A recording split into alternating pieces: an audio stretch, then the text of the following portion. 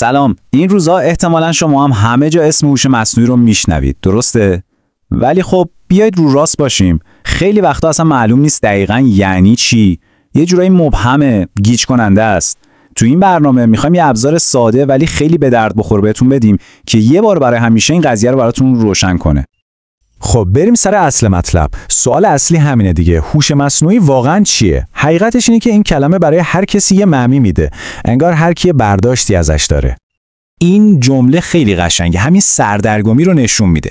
اگه شما هم حس میکنید تعریف دقیقی از هوش مصنوعی تو ذهنتون نیست، اصلا نگران نباشید، تنها نیستید.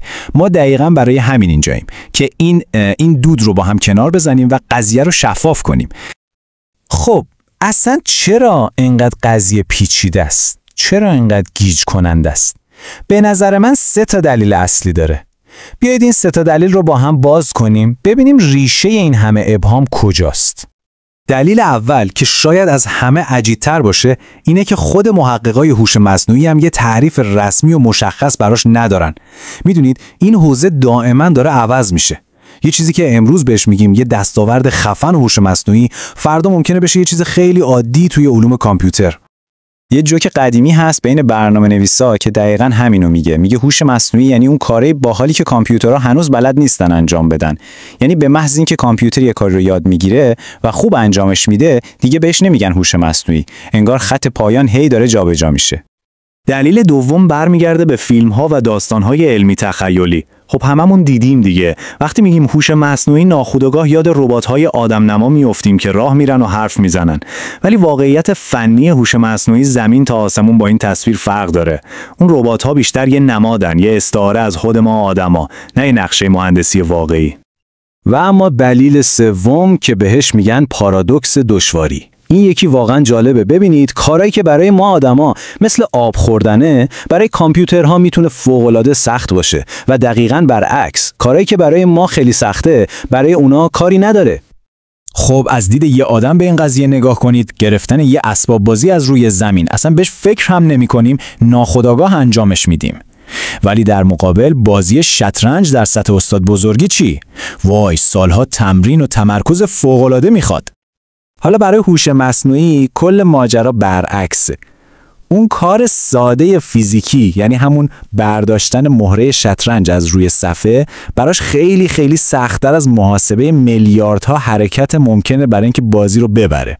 فکرشو بکنید، کامپیوتر سال 1997 قهرمان شطرنج جهان رو شکست داد، ولی ربات‌ها هنوزم که هنوزه با برداشتن یه لیوان ساده از روی میز کلی چالش دارن. پس به جای اینکه خودمون رو درگیر یه تعریف خشک و خالی کنیم که هیچ وقت هم به نتیجه نمیرسه، بیایید اصلا زاویه دیدمون رو عوض کنیم. به جای اینکه بپرسیم هوش مصنوعی چیه، بیایید بپرسیم هوش مصنوعی چه کارهایی انجام میده. یعنی تمرکزمون رو بذاریم روی ویژگی‌های کلیدیش. و این ابزار جدید ما دقیقاً از 2 ویژگی کلیدی تشکیل شده که باید دنبالشون بگردیم. اولی خودمختاری، دومی انطباق پذیری. حالا بیایید ببینیم هر کدوم از اینا دقیقاً یعنی چی. خب خودمختاری خیلی ساده است.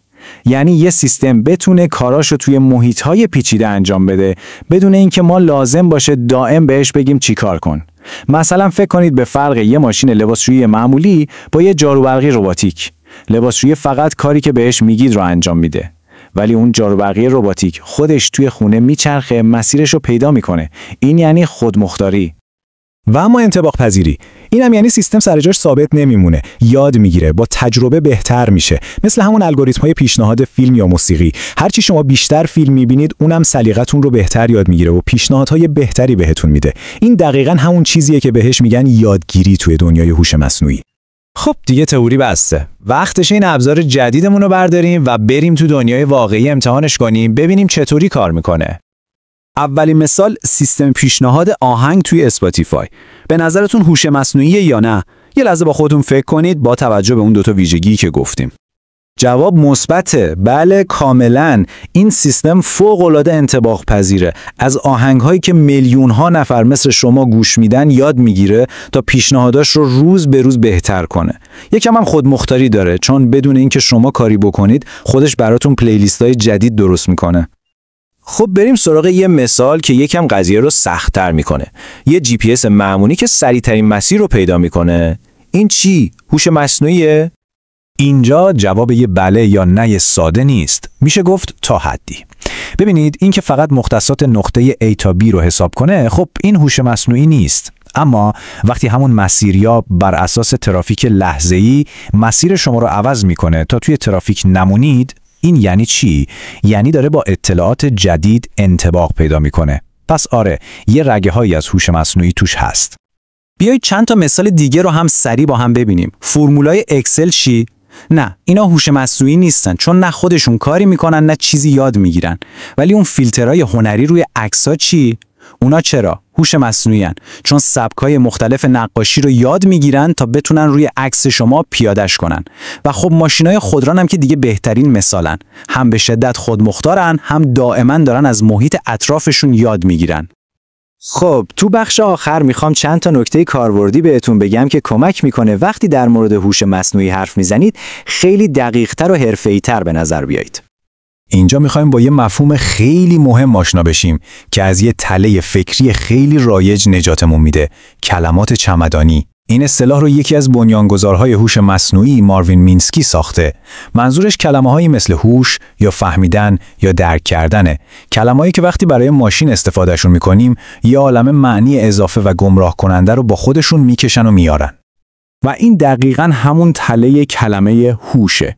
ما میشنویم که یه سیستم هوش مصنوعی تو تشخیص یه بیماری هوشمند عمل میکنه و ناخودآگاه با خودمون فکر میکنیم خب پس حتما میتونه هر کار دیگه‌ای که یه آدم باهوش انجام میده رو هم انجام بده. ولی واقعیت اینه که هوش مصنوعی امروزی همیشه محدوده. یعنی تخصصش تو یه کار خاصه. سیستمی که سرطان پوست رو تشخیص میده اصلا بلد نیست براتون شام درست کنه. و یه نکته خیلی ساده ولی کاربردی دیگه، سعی کنید نگید یک هوش مصنوعی. این اشتباهه. مثل اینه که بگیم یک فیزیک یا یک زیست شناسی. هوش مصنوعی اسم یه رشته است، یه علمه، نه یه چیزی که بشه شمردش. به جاش خیلی بهتره که بگیم یک روش هوش مصنوعی یا مثلا یک سیستم مبتنی بر هوش مصنوعی. پس در نهایت سوال اصلی یه سوال بله یا نه نیست. نباید بپرسیم این هوش مصنوعی هست یا نیست. بهتره به هوش مصنوعی مثل یه طیف نگاه کنیم. دفعه بعدی که گوشیتون یه آهنگ بهتون پیشنهاد داد یا مسیریابتون یه مسیر جدید جلوی پاتون گذاشت، از خودتون نپرسید این هوش مصنوعیه. به جاش بپرسید این سیستم برای کاری که داره انجام میده چقدر خودمختاره و چقدر انطباق پذیره. این همون چارچوب و ابزار جدیده که به شما کمک میکنه دنیای پیچیده و فوق‌العاده هوش مصنوعی رو خیلی بهتر و دقیق‌تر درک کنید.